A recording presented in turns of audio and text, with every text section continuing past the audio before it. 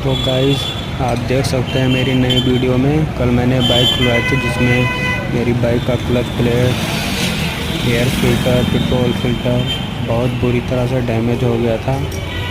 और इसके back side के पहिए का भी सर्विस हुआ है। आप देख सकते हैं कितना डैमेज करा हुआ है। जो सारी क्लच प्लेट के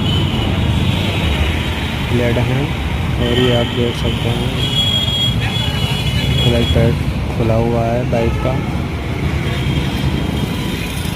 थैंक यू वेरी मच।